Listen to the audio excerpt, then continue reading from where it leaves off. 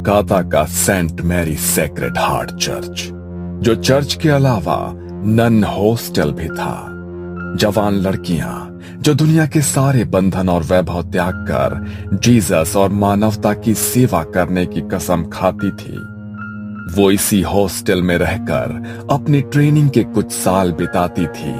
और जब उन्हें नन होने के सभी कर्तव्य सिखा दिए जाते तो उन्हें सेक्रेड हार्ट सोसाइटी से जुड़े किसी चर्च में भेज दिया जाता। ये मार्च का अंतिम शनिवार था। चर्च में इवनिंग प्रेयर हो रही थी। तभी मदर सुपीरियर एग्नेस, जो इस नन ट्रेनिंग सेंटर की हेड थी, उन्होंने एक 22 साल की लड़की से बाकी लड़कियों का परिचय कराया। ये है गॉड स्पेशल चाइल्ड मारिया। आप सभी की तरह इनका जन्म भी सिर्फ सांसारिक सुखों में अपने जीवन को व्यर्थ करने के लिए नहीं, बल्कि प्रभु के चरणों की सेवा के लिए हुआ है। यह हमारे साथ इसी चर्च में रहेंगी। मदर एग्नेस ने अपनी तरफ से नन मारिया का इंट्रोडक्शन दे दिया था, लेकिन मारिया के चेहरे पर गहरी उदासी की परत चढ़ी दिखाई देती थी। उसने न किसी से नजर मिलाई, न किसी को देखकर कोई भाव उसके चेहरे पर आया। बस जैसे ही मदर एग्नेस ने अपनी बात खत्म की, वो चुपचाप अपने कमरे की ओर निकल गई। ये लड़की तुमको कुछ अजीब नहीं लगा? मुझे तो ऐसा लगा जैसे उसे जबरदस्ती इधर भेजा है। पता नहीं, उसकी आंखों में कुछ है। I can feel it. Mother Agnes ने तुम्हारा बात सुना तो प्रॉब्लम हो जाएगा। बाद में देखते हैं। अगर ऐसा कुछ होगा तो वो खुद बोलेंगी ना। तुम क्यों अपना मूड खराब करता है? मोनिका के कहने पर उसके ही कमरे में रहने वाली रोमा चुपचाप अपने कमरे में लौट गई थी। लेकिन अभी भी मारिया का वो सपाट चेहरा, गहरी भीतर धसी आंखें उसके मन में कौंध रही थी। अगले दिन सवेरे प्रेयर के समय रोमा ने महसूस किया कि वो सबसे पीछे खड़ी हुई कुछ और ही बड़बड़ा रही है, जैसे वो इस प्रेयर से बचने की कोशिश कर रही हो। रोमा दबे पांव मारिया के नजदीक जाकर खड़ी हो गई और उसके मुंह से निकल रहे शब्दों को समझने की कोशिश करने लगी। मारिया कुछ अजीब सा बड़बड़ा रही थी, जो स्पष्ट तो बिल्कुल भी नहीं था, लेकिन रोमा के शरीर में उसकी आवाज से झुरझुरी सी दौड़ने लगी थी, क्योंकि मारिया किसी आदमी की दोहरी आवाज में कुछ बोल रही थी। कुछ तो अलग है इस लड़की में। मैं पता लगा कर रहूंगी आखिर इसका चक्कर क्या है। इसका दिमाग लगता है ठिकाने पर नहीं है। वैसे भी हम सबका यहाँ आने का कोई ना कोई कारण है। ये तो इतनी पढ़ी लिखी सुंदर है, कोई भी मिल सकता था इसको। यहाँ क्यों आई? रोमा के मन में कई सवाल थे, जिनके उत्तर जानने के लिए वो काफी परेशान थी। शाम को प्रेयर के बाद सभी अपने कमरे में सोने की तैयारी कर रहे थे, लेकिन रोमा ने आज कुछ अलग सोचा हुआ था। सबके सोने के बाद वो दबे पांव मारिया के कमरे की खिड़की पर पहुंची और अंदर झांक कर देखने लगी। लेकिन वहां का नजारा देखकर रोमा के रोंगटे खड़े हो गए थे। मारिया अंदर चेयर पर बैठी हुई थी, लेकिन वो चेयर पर ऐसे बैठी थी जैसे किसी ने उसके पूरे शरीर को मोड़ तरोड़ कर जबरदस्ती वहां बैठाया हो। उसके हाथ पैर बुरी तरह से गुथे हुए थे, गर्दन दूसरी ओर थी। ऐसा लगता था वहां कोई इंसान नहीं, रबर की गुड़िया पड़ी है। अचानक ही मारिया ने अपनी गर्दन रोमा की ओर घुमाई और इस बार मारिया का चेहरा देखकर रोमा की चीख निकल गई। मारिया की आंखों के चारों ओर गहरे स्याह गड्ढे दिखाई पड़ रहे थे। बाल बुरी तरह से उसके चेहरे पर बिखरे थे और दांत इतने काले थे जैसे किसी ने जलता हुआ कोयला उसके मुंह में रख दिया। रोमा की दिल दहला देने वाली चीख सुनकर मदर एग्नेस और बाकी लड़कियां दौड़कर वहां पहुंच गई। रोमा जमीन पर पड़ी हुई थी और उसकी सांसें उखड़ रही थी।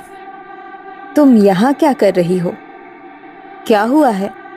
रोमा ने उंगली से मारिया के कमरे की ओर इशारा किया। रोमा की हालत देखकर मदर एग्निस ने खिड़की से अंदर की ओर देखा तो उसके भी होश उड़ गए। ओ जीसस, ये क्या है? मैं देखती हूँ, तुम लोग इधर ही रहना। मदर एग्निस क्रॉस को हाथ में लेकर मारिया की ओर कदम बढ़ाती है तो मारिया अपनी कुर्सी से कूदकर नीचे जमीन पर आ जाती है और किसी जंगली जानवर की तरह गुर्राते हुए मदर एग्निस को एक टक घूरने लगती है। एग्निस धीरे धीरे क्रॉस को अपने हाथ में पकड़े मारिया की ओर बढ़ रही थी।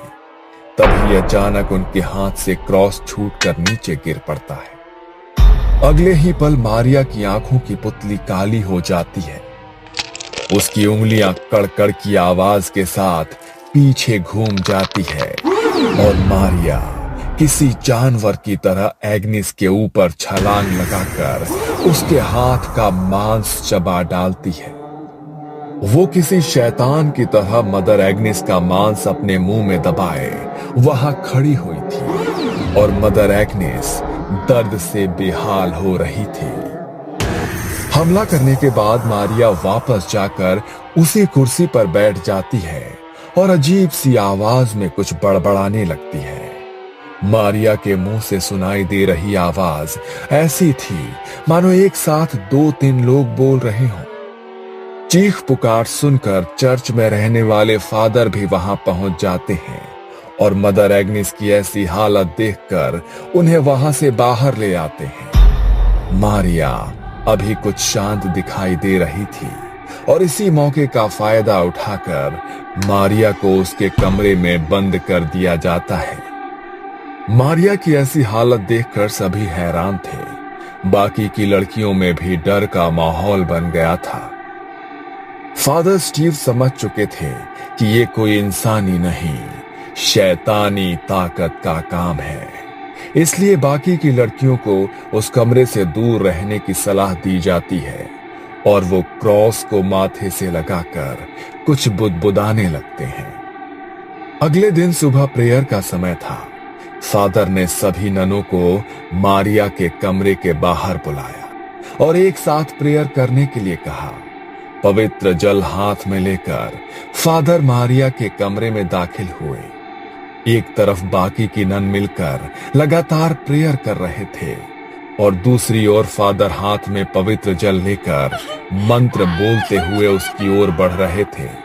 फादर को देखकर मारिया के चेहरे के भाव बदलने लगे। वो घबरा कर एक कोने में सिमट रही थी। प्रेयर की आवाज उसके कानों में पहुंच रही थी, जिससे वो अपने दोनों कानों पर हाथ रखकर बचने की कोशिश कर रही थी। अचानक एक चीख के साथ वो जमीन पर गिर पड़ी और उसी के साथ फादर स्टीव ने पवित्र जल छिड़ककर बाकी सभी को यकीन दिला दिया कि मारिया के ऊपर जो भी शैतानी साया था वो पवित्र जल और प्रार्थना की शक्ति से उसे छोड़कर जा चुका है। पवित्र जल ने जहां जहां मारिया के शरीर को छुआ था वहां पर छाले जैसे बन गए थे। ऐसा लगता था जैसे मारिया को किसी ने तेजाब से जला दिया हो। कुछ देर बाद मारिया को होश आया तो वो दर्द से कराहती हुई पहले से काफी कमजोर नजर आ रही थी। उसके शरीर में अब मुश्किल से उठने बैठने जितनी ताकत बची थी। चेहरा एकदम मुरझा चुका था, शरीर भी मानो झुक गया था। मारिया की हालत को देख मदर उसे उसके कमरे के बिस्तर पर ही लिटा देती है। ओह जीसस, इसका हालत बहुत खराब लग रहा है। इसे यही आराम करने दो, होली वाटर इसको ठीक कर देगा। अगले 2 दिन बेहद सन्नाटे में गुजरे। मारिया ऐसे ही बिना कुछ खाए पिए, बिना एक भी शब्द बोले अपने बिस्तर पर पड़ी रही। 2 दिन बाद उसने टूटे फूटे शब्दों में पानी मांगा। मदर के कहने पर मारिया को पानी पिलाया गया। मारिया अब थोड़ी सामान्य सी नजर आ रही थी। ऐसा लगता था कि जैसे जो भी बुरी शक्ति थी वो वाकई में उसे छोड़कर अब जा चुकी है। मारिया की ऐसी हालत देखकर मदर एग्निस ने प्यार से उसके सर पर हाथ फेरा। कुछ खाओगी? मारिया ने हाँ में गर्दन हिलाई और फिर कई दिनों के बाद मारिया ने भर पेट खाना खाया।